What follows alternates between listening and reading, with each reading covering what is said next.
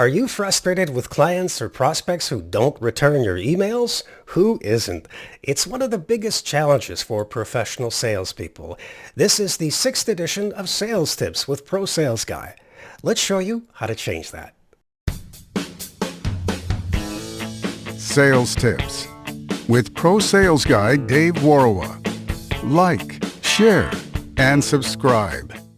Clients not returning emails is aggravating.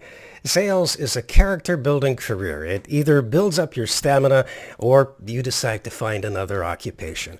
Before I give you my 3-step email solution, I'd like to ask for your expertise in providing feedback. I need to know if Sales Tips is helping you to become a better salesperson. If so, like this post and please subscribe to this channel. That's the vote of confidence I need that tells me I'm on the right track. If you have any questions or video suggestions, let me know in the comments section. Okay, let's help you get more returned emails. The 3 techniques I'm going to share with you today have given me a return rate of 90%.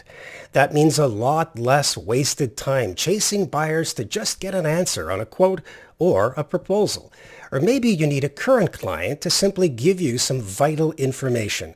Either way, you'll get things done to move on to the next important task. Firstly, let's cover prospects. You've done your proposal or quote and asked the buyer when you should follow up. That day has arrived. Know that your email subject line is the major influencer in getting a returned email.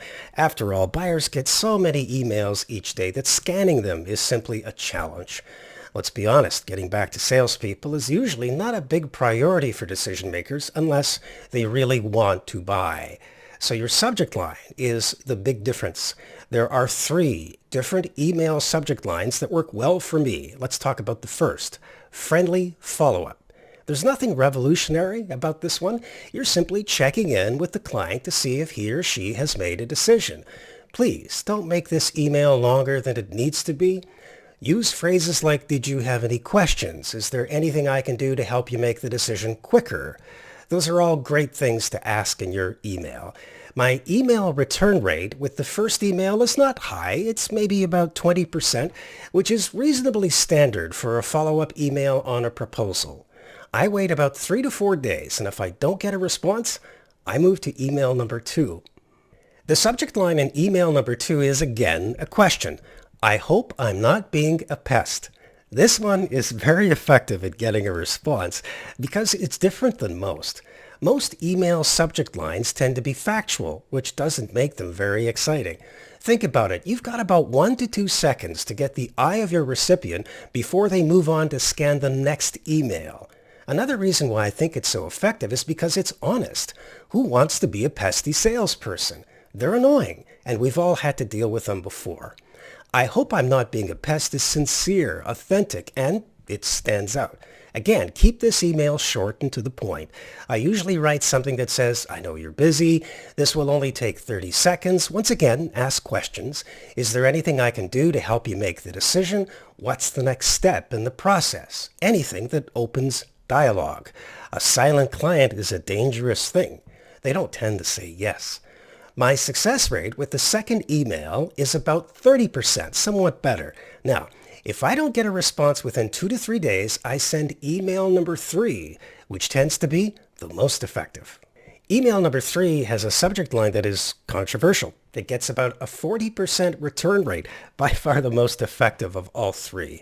I ask another question. Perhaps this is not the best time. I now take command and question if the buyer is even interested in a polite way. Few salespeople have the courage to suggest that maybe we're not going to do business altogether. It almost infers that if you can't make me a priority, then maybe our timing is simply not right. Yet it does so in a diplomatic, classy way that still leaves the door open. As always, the email is short. I start a new paragraph with this question. I'm just wondering if I should continue to follow up with you. I usually not only get a returned email, I get an apology and an explanation. The boss came to town. We're currently short-staffed. I'm sorry, says the buyer. And yes, you get an update on your proposal. Now, if that doesn't work, I wait for a week and send another email with the same question as the last and continue to follow up. Please don't give up. It may take 5 to 7 times to get an answer. By the way, for those of you who are saying, why wouldn't you just pick up the phone and make a call? I back up every email with a short phone message to the buyer. It says, I just sent you an email and was wondering if you had any questions. I use email and voicemail simultaneously because I don't know which one they'll respond to. Between these 3 emails, my success rate is 90% on returned responses. Oh, and by the way, if you need a quick answer from an existing client on an important detail, make your email subject line "Action Required ASAP, please" in bold letters.